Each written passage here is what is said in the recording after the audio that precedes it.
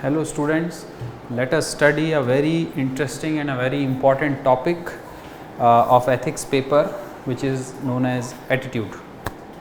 Attitude, as we all know, forms a very important part of our existence. We as human beings have attitudes. Attitude is something which is very personal to all of us. Not necessarily everybody's attitude is same. There are people who can be categorized into a group of attitude, for example angry people, for example people who have hatred, or people who have love or compassion or humility, but the trigger points would be different.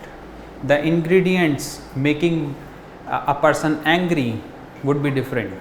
That simply means if you are an angry person and I am an angry person, there will be differences in our angers, there will be differences in the trigger points, there will be differences in those components of anger which we have, which is our attitude.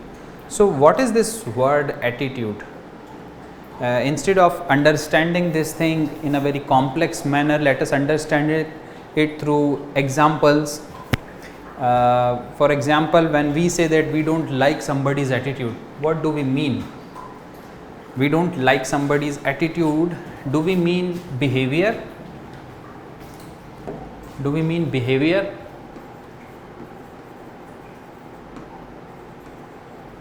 How the person is acting in front of you, or what the person is saying to you, or how is he behaving? Is that what you mean when you say you don't like attitude of some person? What about when you say that I don't like fast food? Don't like. So there is a sort of disliking. I like to wake up early in the morning. Liking. So this all reflects in some or the other way the attitude which we hold. The decision making which we do depends heavily on our attitude. Okay, so our likings and dislikings is a part of it. The behavior which a person holds is also a part of it. Not always consistent with the emotions we have. Now emotions, feelings, moods, they are different parts of the same thing called attitude. Sometimes we say that we are not feeling good in this environment. Feeling.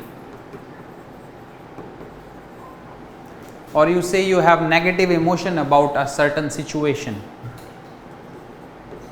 Negative emotion. You also say that some person, anybody who comes to your house destroys your mood.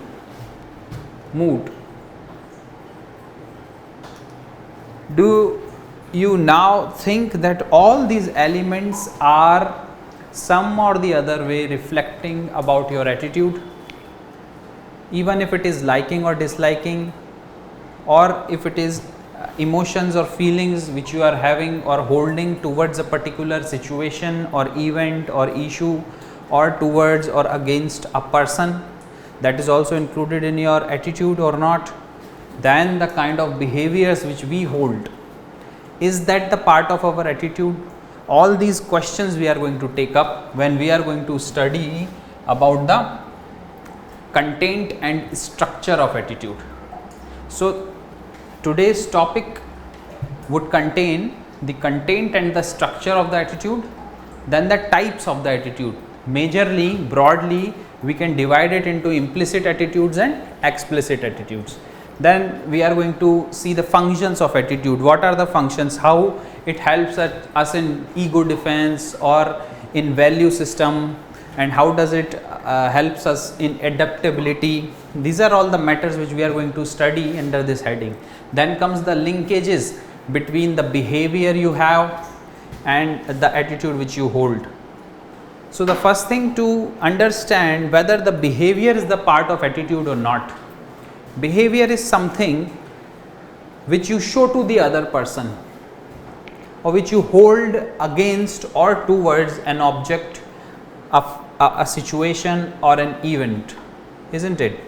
How do you behave with Englishman, let's say, if you go to Connaught Place and you happen to meet with a person from England, how would you greet him? Similarly, what about your attitude when you meet a person from Pakistan? Will there be any change? Or what will be the attitude when you meet a Jew who has survived the war with Palestine and has come back here? Or a Palestinian who has survived the war and came back here, what will be your attitude towards him? Will it be of hatred? Will it be of love? Will it be of anger? Will it be of compassion because they have been the victims of war? So we can hold different attitudes for different people, for different situations, for different events, for different issues. What about atomic bomb? What is your attitude on atomic bombs? Are they useful or not? Is it a right way to conduct warfares by using them? What are your attitude on gay marriage? Or what is your attitude simply on marriage and divorce? The modern society has seen a havoc and an increasing number of divorces. What is your attitude on marriage? What is your attitude on the practice of dowry? What do you think about women as a whole or man as a whole? When I say as a whole, that simply means the whole community of women or the whole community of man, the species of women, the species of man, or the species of human beings. What is your take on snakes? When you see a snake, what is your attitude? So all these things we are going to study and go deep into it when we study the content and structure. So let's begin.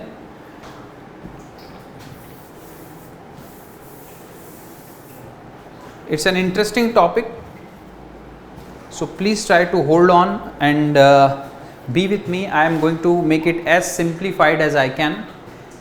Let's start with the basic diagram of what attitude can be. Attitude, let's study.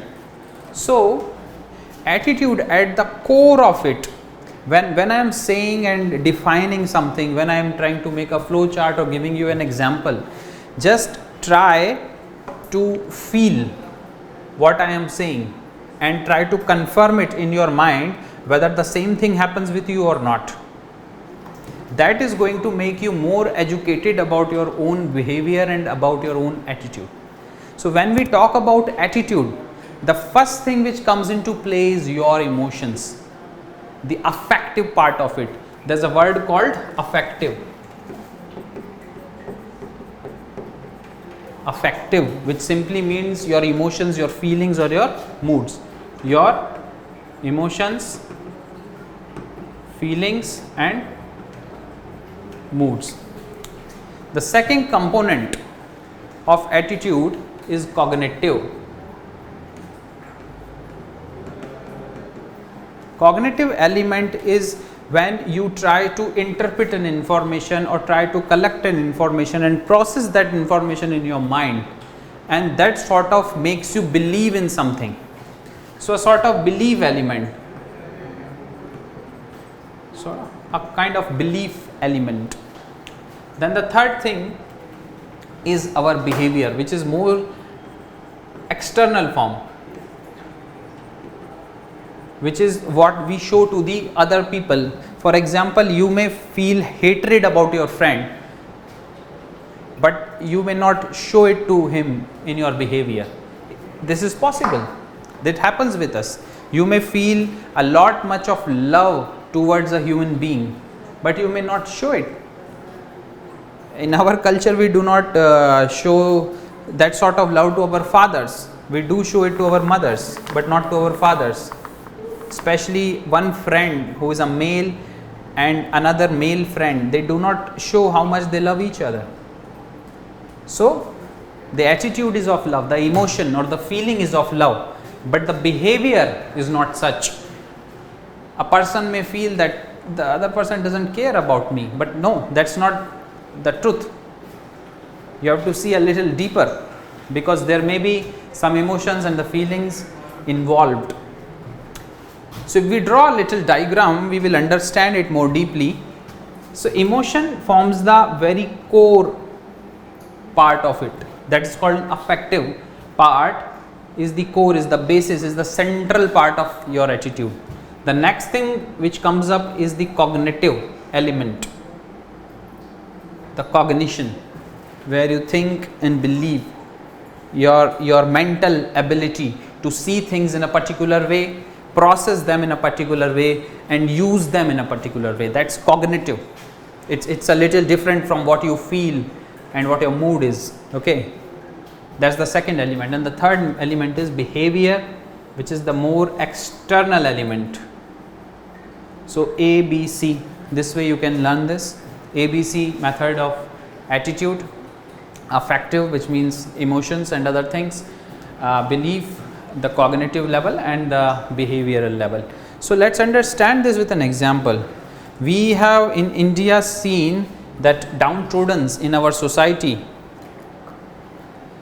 have been exploited from a very long time.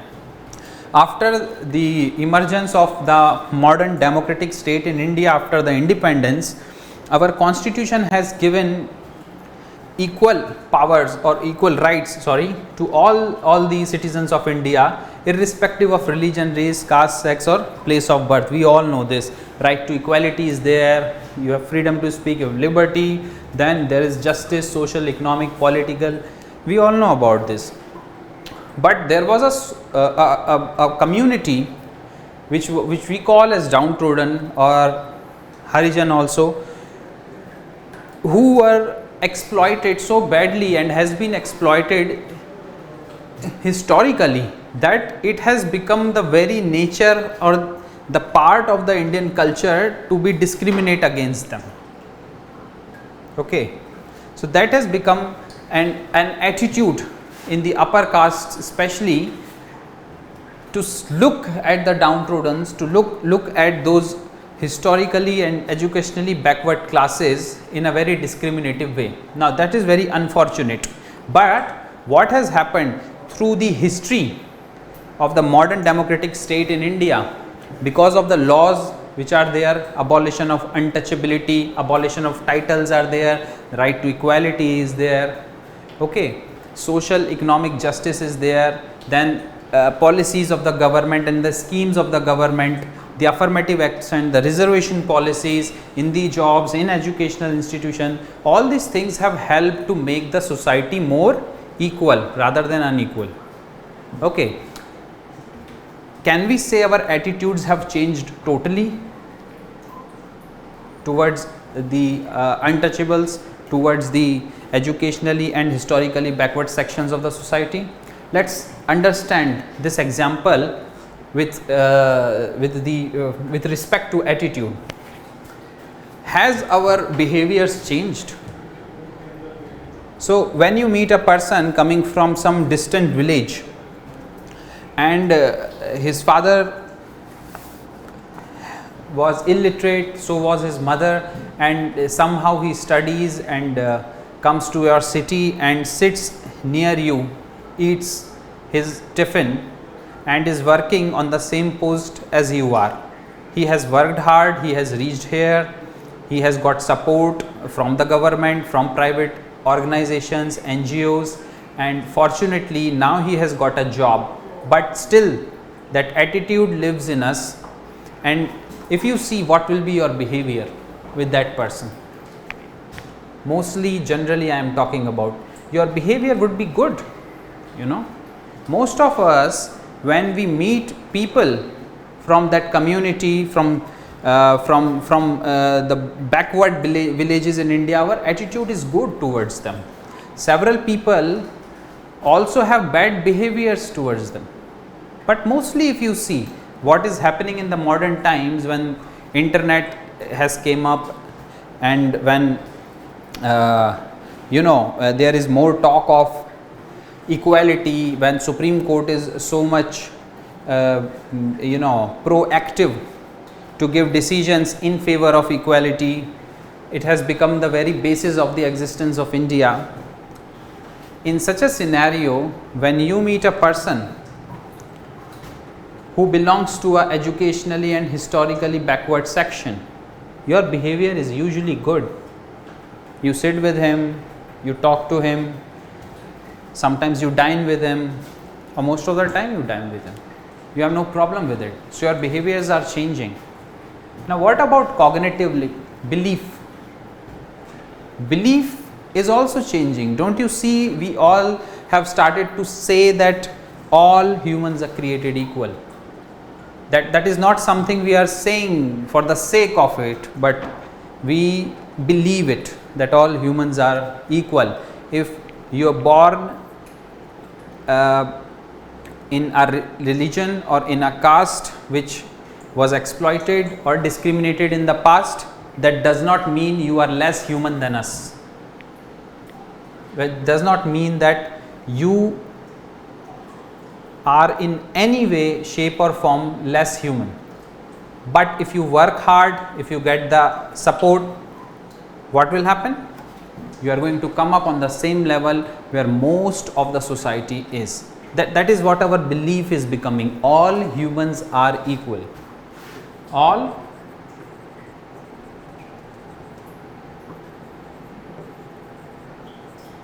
humans are equal. This is our belief.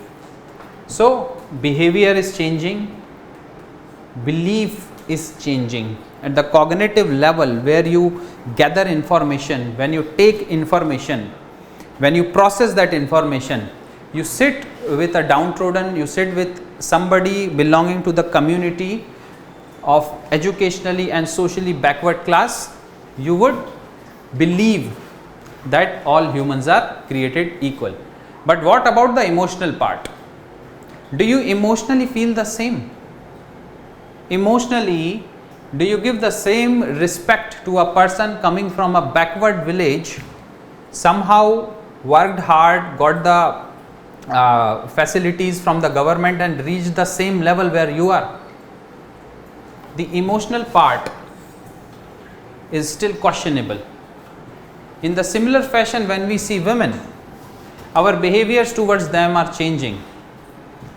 Our cognitive belief towards them are changing, that all humans are created equal, does not matter a man or a woman. But what about the emotion? Still some people think that how a woman is sitting in equal place as I am. So is there a change in emotion? Is there a change in feeling? So the attitude which we are talking about is a very complex element. It involves emotions, it involves your cognitive beliefs, and it involves your behavior. One thing is changing, the other is not changing. The other thing is changing, but the last thing is not changing. And they have impact on each other. Your emotions impacts your beliefs. Your emotions also impacts your behavior. So I hope you understand with this example that how complex the attitudes can be. So for a person who is preparing for civil service, or the person who has become a civil servant, attitude plays a very important role. And the change in attitude can only be done when some person is willing to do it. They can be done through social influencing or through persuasion. We are going to study what is social influencing and what is persuasion. But changing the attitude is a tough task. Several people hold on to their attitude for all their life. They remain the same. So what can be a proper definition which we can give to attitude?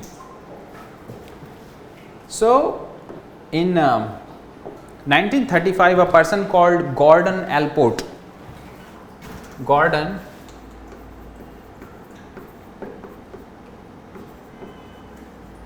in 1935 was a psychologist.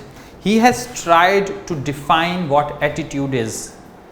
And how has he defined attitude? He says that it is an element of many things combined together. The first thing is mental and neural and mental readiness. Neural and mental readiness. This mental and neural readiness is organized through experience.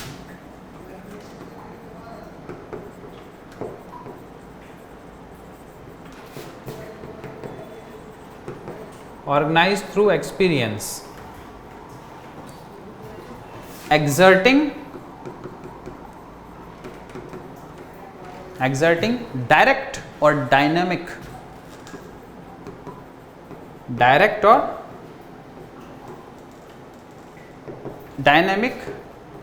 impact on your responses towards what? Towards the object of attitude, whatever the object is, and this object can be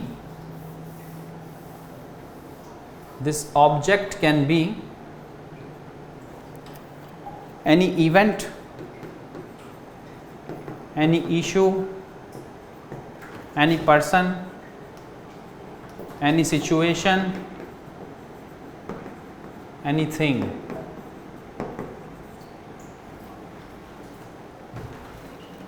Okay, so let's break it down. I've already broken it down, but still, neural and mental readiness, that simply means when you experience something, this word is very important here, when you experience something and that experience comes to you through several situations or events or learnings or through some person.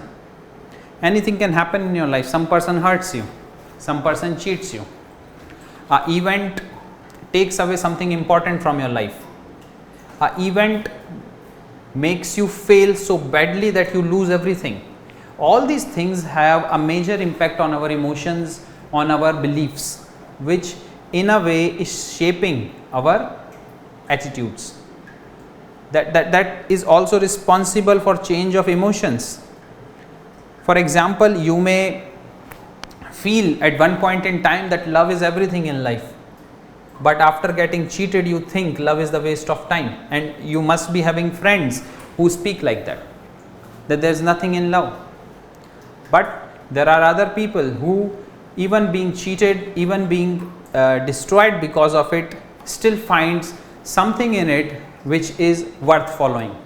So that all depends on the attitude and the emotion which you hold towards something. So the object, event, issue, anything. So when you experience such a thing which shapes your neural and mental readiness, for example, you have been bitten by a snake. Sometimes when you were like, let's say 5-year-old or 10-year-old, and you are very afraid of snakes, and the moment you see snake, what will happen? You are going to panic, you are going to run away, because you have that fear, that emotion is in you. You have a dislike for emotion, and you know, cognitively you know, if snake bites you, there is a possibility that you may die. You want to save yourself, there is a fear. Okay, so you have an experience with the snake bite, and that situation or that event has created some sort of emotion or belief in you towards snake. That may extend to all the creatures which are like snake, or towards the whole animal kingdom. So you have some sort of neural or mental readiness because of your experience. And what does this neural and mental readiness do? It helps you to respond. How? You have either the dynamic or the direct sort of response mechanism because of this neural and mental readiness. And when you respond to something, that response which is backed by your neural and mental readiness, and the foundation of that response is your experience. that is reflected in your behavior. So, the experience part, the readiness part and the response part, these are the three important elements of Allport's definition of attitude response. So, you experience something, then you respond to something which is helped by the readiness which you already have in your system, mind or heart, whatever you call it. So, we human beings are conditioned, and this is through this definition one thing is clear, that too much of social influencing is involved. If we are social animal, this part is more important than genetic. If you see this definition, all the events, issues, situations and things and persons which are there, the objective which I am calling is related with society, it is related with how you engage with the society or your engagement with society as a large, whether you go to school or college or in your colony or in the place where you live or the office which you have, or once you married you go to somebody else's house as a woman, your husband's house, and that's how the social element plays a very important role. How you engage with the society, with the individuals of the society, that forms many of your experiences, and these experiences helps you to form neural and mental readiness about things, which then helps you to respond. That's your attitude. So, another thing which is important to look here is everyone has their own personal attitude. The experiences will be different, the neural and mental readinesses will be different, and responses will be different. So, if you see a snake and I see a snake, I may freak out, you may not. We both may have been bitten by snakes, but what has happened with me, I have holded on to that fear, but you have not. After that you have been to jungle and you have photographed many snakes and you have helped to feed them in some way, or also you have touched them. You also have 2 or 3 at your home which you are looking after, who knows. So, one event may change a person negatively, the same event may change a person positively. Some people who were swimming in the rivers and about to get drowned and were saved by few onlookers. One person may never go back again to swim in a river. The other person, the fear goes out. You say, I was about to die, but then what's the meaning of life if I don't learn this? And then the person learns it and learns it so well that he saves 20 lives. So, all the experiences which we have are going to turn into neural and mental readiness, and then we are going to respond accordingly. So, as we have seen the content, the structure of attitude and the definition of this attitude, which is very important to remember. We are usually seeing many questions coming from this topic of attitude in civil service examination ethics paper. Now, let us come to the types. What are the types of attitude? Implicit and explicit. So, when you call implicit attitude and when you call explicit attitude, there is only one difference: implicit and explicit. This is more at the subconscious level.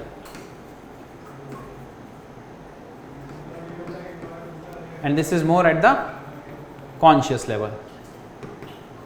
This is more at the conscious level and this is more at the subconscious level. So, several attitudes which we keep accumulating, or several emotions or beliefs which we keep accumulating within us subconsciously without the conscious knowledge of it, those are called as implicit behavior. Or also when we act upon those behaviors, without having control over them. That's also called implicit, because they are coming from our subconscious. We just react. We don't respond, but we react. Important word is react. Whereas this thing, explicit, we respond. They are made consciously. These kind of attitudes are made very consciously. Along with it, the responses which we have, the behavior, when they are translated into the behavior, they are conscious, they are in our control. So these are the two types of attitude which are very important. Let us take an example. You want to transform your body, you want to become more athletic. Okay, how would you become more athletic? The two things which are known to the whole human society, one is diet and second is exercise. Both these things can make you athletic, and one is not the alternative of other. So if you try to change your diet, for example, what is it? Is it implicit attitude or explicit attitude that you are focusing upon? It is the explicit attitude, because you are doing something very consciously. You know that eating gulab jamuns and chola bhaturas and pani puris, they are not going to transform my body into an athletic mode. But for that, I need to have a proper diet.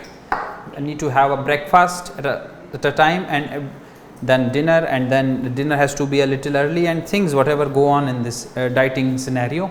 And then also some level of fasting helps. So that's how you choose your diet to become more athletic. At the same time, exercising is needed. Either you go to the gym or to the open field where you do some cardio or strength training, or you go to the gym to do hard strength training. But when you are bringing the change in your attitude for the goal which you have set, and the change in the attitude is more explicit, you are consciously doing something. And when you respond, for example, something comes in front of you and you have a craving to eat something which is more calorie rich, you are going to avoid it because you have a strong goal in your mind. Now you have changed your attitude. Implicit, how does this work?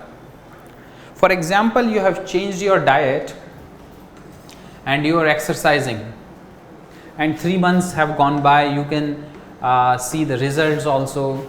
You are becoming lean, you are becoming more muscular, muscles are coming up and muscles are growing and things are happening better. People have started to see the change in you, and one fine day you were little sad, and that has triggered something in you, and you went for a walk, and what you see outside is a plate of gulab jamun, and now you cannot stop yourself. You have to eat it. That has just become the necessity of the time, and you eat it. Not 1, not 2, 5, 6, 7, because you have been restraining yourself from last 3 months. What was that? Something coming out from your subconscious, something very deep which you cannot control, something which you react to.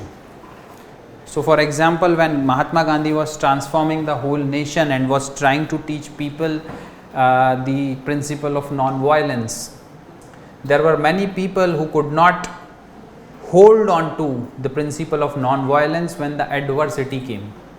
When some British soldier or when some policeman at that time who were defending the British Empire did something bad or said something bad, people would react.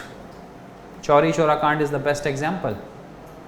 The people would react and will fall back on their older subconscious attitude. So when you are trying to change something, the implicit becomes explicit. Does this happen? No, there is always an overlap. The implicit has given way to explicit. That simply means now you have transformed your diet consciously, explicit attitude, and you have transformed from the behavior where you would eat anything because that's coming from your subconscious, whatever comes and whatever soothes you or whatever looks good you would eat, to a very healthy eating, very limited eating. That's a change from implicit attitude to explicit attitude, from subconscious eating to conscious eating. But one fine day what happens? You are sad and you find a plate of gulab jamuns and you eat it. So there is always a overlap. That simply means that the older habits or the subconscious has not been eradicated totally, and it takes time, maybe not 3 months, maybe 6, maybe 9, or maybe the whole year, or maybe 3 years, depending on you. Now I have seen one video of Virat Kohli where he is saying that I follow a diet and I do not have craving for any calorie rich food.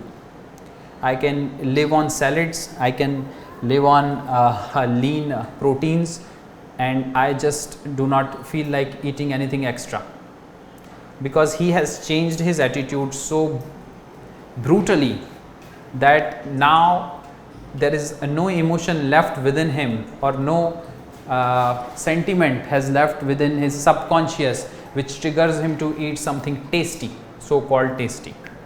So this is what is subconscious and conscious attitude, implicit and explicit attitude. You can apply this principle everywhere. You are trying to have good thinking about a friend you recently met, but he has cheated you in the past.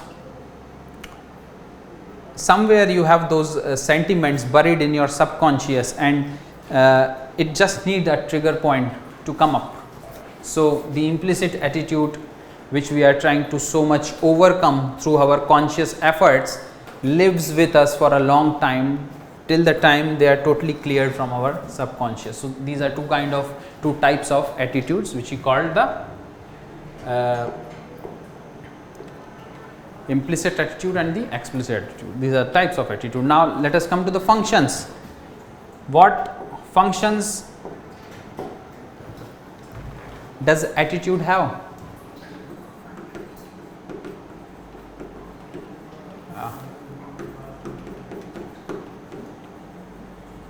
Functions.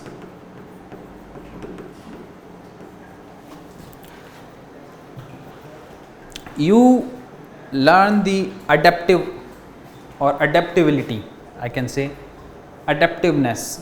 You are trying to change yourself according to a situation. You try to adapt to a situation or circumstances. That happens with the help of your attitude.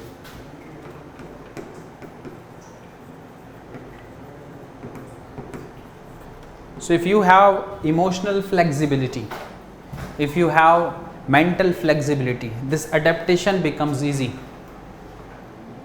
But if emotional flexibility or mental flexibility is not the part of your attitude, then adaptability becomes tough. So adaptability towards any situation or circumstances or towards a group of people comes only when you have the attitude which involves some sort of flexibility. So you accept the situation, and in the acceptance of the situation, then you try to change yourself. And all this happens when you have the attitude of doing it. The antithesis would be, the counterproductive kind of things would be no acceptance at all of the situation, living in a dreamy world, not changing at all, not having the adaptability at all. But if you have the right attitude of mental and emotional flexibility, there is a great chance that you will be able to adapt to a situation very quickly. So first function is to be adaptive. Second, if you see, is self defense.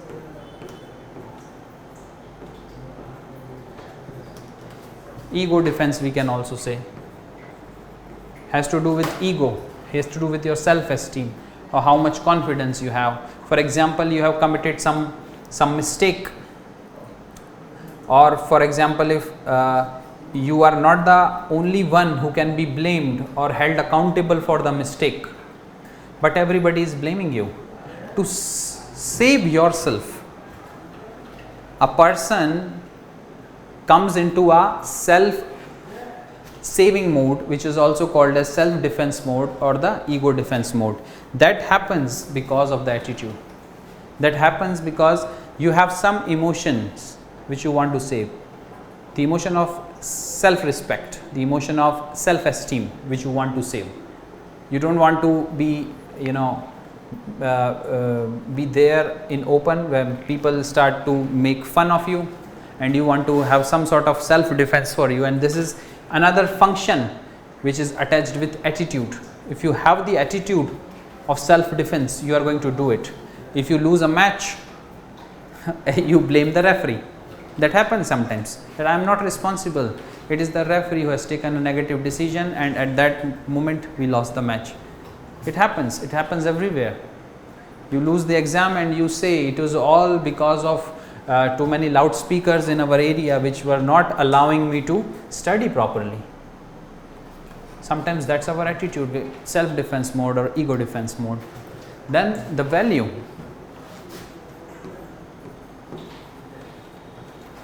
How much preference do you have for something? How much preference do you have for something? That is what value means. So it is also a function of attitude to tell you how much value you have for something. I can give you an example, the same kind of example. If somebody wants to remain fit, there can be two definitions of fit. One kind of people, the people who are free from diseases, who can walk, climb, come down, carry weight, they consider themselves fit. There are other group of people who says the body has to have aesthetic sense, means the body needs to have, let's say, 6-pack or at least 4-pack abs, and you must be able to run 5 kilometers at once, and that kind of thing. That is what people call as fit. So what would be your attitude towards the diets which you are taking? Here, even if you are a little chubby, it will not be a great matter of concern, because what you are focusing upon is diseaselessness, the ability to run, climb, to carry weight and not get hurt because of all these things. And that basic definition is what is called fit for you. What kind of diet you will have here? What would be your attitude towards gulab jamun? That I can eat gulab jamuns twice or thrice a week, there is no problem with it, you can eat it. But think about the attitude towards fast food and gulab jamun for this person. So he is putting more value to his body to make it athletic, and this person is putting more value to his body to be fit in a different way.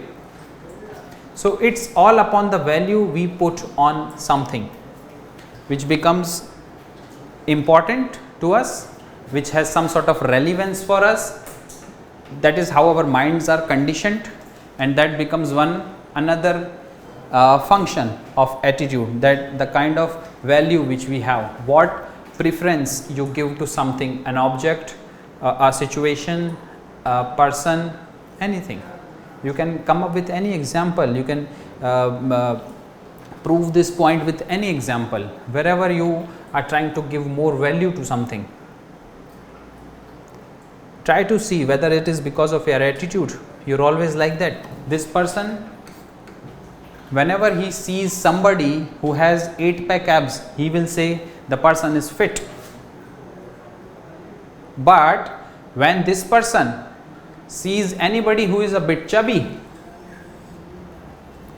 this person will say that he is not fit, because he puts more value on athletic or aesthetic sense of the body, not in the way the other people look at it, in a manner where the body is able to run, climb, come down, lift weight and free from diseases. That's not the definition he holds, that's not the value he holds. Okay, so I hope you understand this. The another element which we need to study is the link between attitude and thought and behavior. So this is also important. There are few elements we are going to see which is going to tell us that how the thoughts and how the behavior is linked with the attitude, or how attitude influences. One is attitude specificity.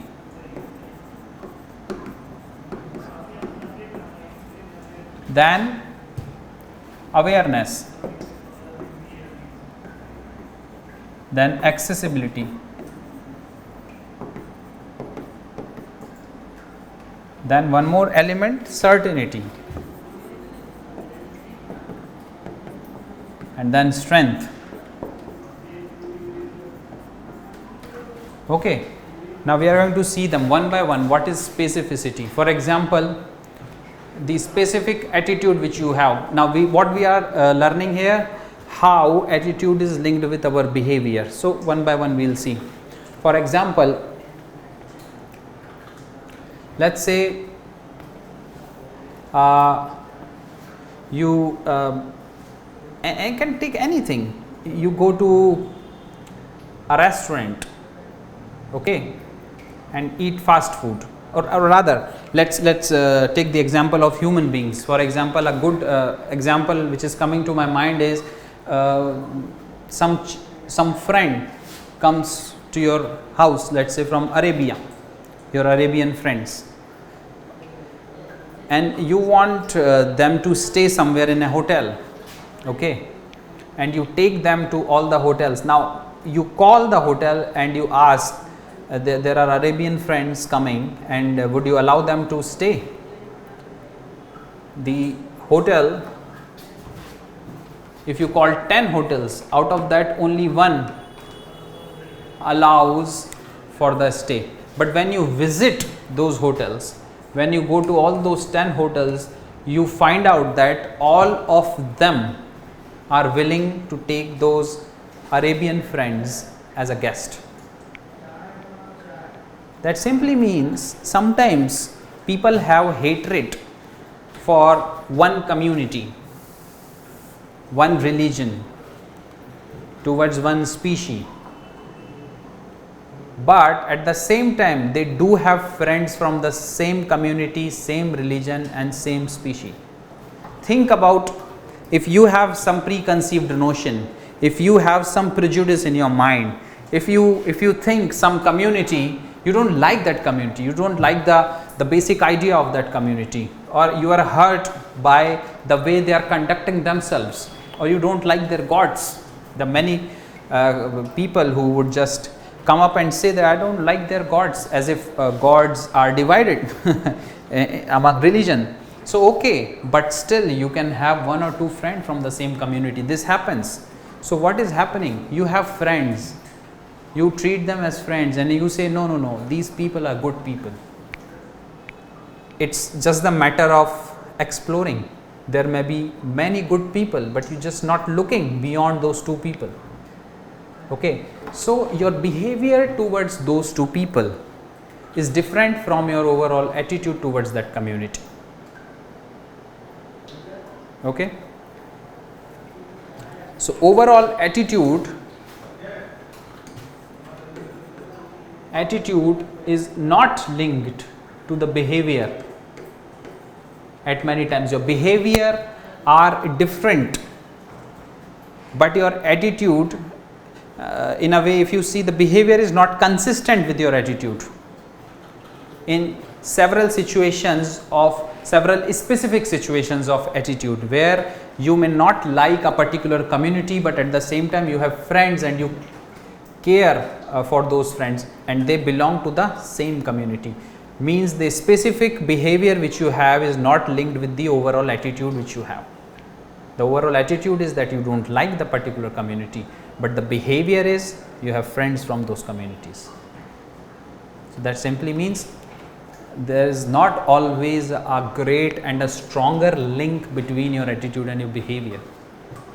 Then when we awareness, the other thing, there are two type of awareness, private and public. So privately you may think whatever you want to think about a particular community, but in public you respect them. Or else what is your attitude towards garbage privately and publicly? Think about a situation, you eat a packet of Lays and you just throw it wherever you feel like. That's your private attitude. That's what you do when you are alone, when nobody is watching you. But think about a situation where you are in public. Would you do the same thing? Because there is a pressure. So when it comes to awareness, the public and the private awareness, our behavior is not same as our attitude. Because what we do privately when nobody is watching us, that's the real attitude which we hold. If you sit down at home and no one is watching you, what do you do on your internet? That tells the real thing or essence of what you are. But when you are with 10 people sitting in the room, you cannot do the same thing. Reason?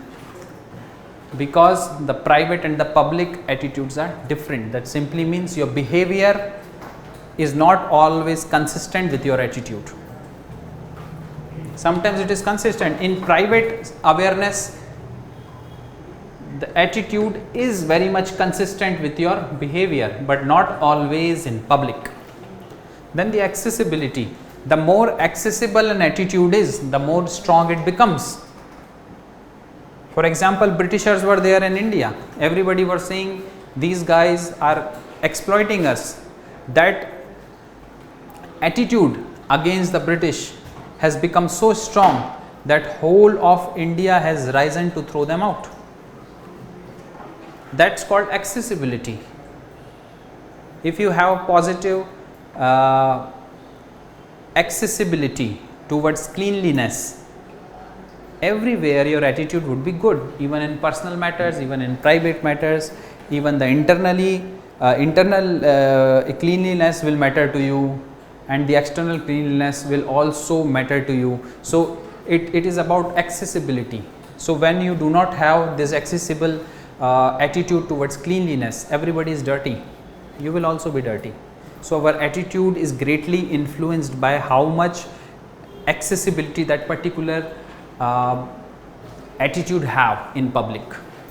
So this is one way which directly links to our behavior. Our behavior is going to change if this accessibility of an attitude is more. Everybody starts to buy iPhones, the accessibility of attitude, you know, that you want an iPhone and then only you will be an important person, that's increasing. So your behavior would be to find money from somewhere or to save money and buy an iPhone. So that tells you that your attitude is consistent with your behavior when the accessibility of a particular attitude is more. Okay. Then comes certainty. How clear you are about your attitude, that you don't like fast food at all, or you don't like people of a particular community at all. How clear you are. That clarity translates into your attitude, and then your attitude becomes more consistent with your behavior. When you find the person of the same community, you are going to be very same. You are going to tell the person that you don't like him, you know, not through words but through your actions or in whichever way. So all these things are very important for us to see. I am again and again giving this examples of community and religion and downtrodden and socially and educationally backward classes, I as a person, it becomes very uncomfortable for me to say all these words, but for people who are studying ethics and who wants to become civil servants one day, these are the questions which you are going to face on ground. These are things which they may ask you in your interviews, okay, the personality test. So it is important that you think about this, what hatred means. Why is it that I dislike people from one community or one religion?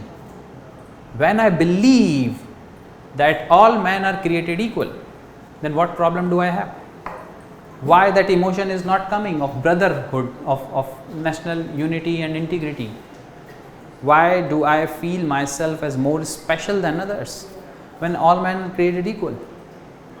Okay. So these are the questions you have to think about, and we should be more open to talk about them rather than trying to put it into ourselves, and be respectful about all while we are talking, not disrespectful. Certainty means the clarity you have, and strength. The strength have several elements in it. The strength of your attitude can come because you have some information about it, or relevance, or direct experience.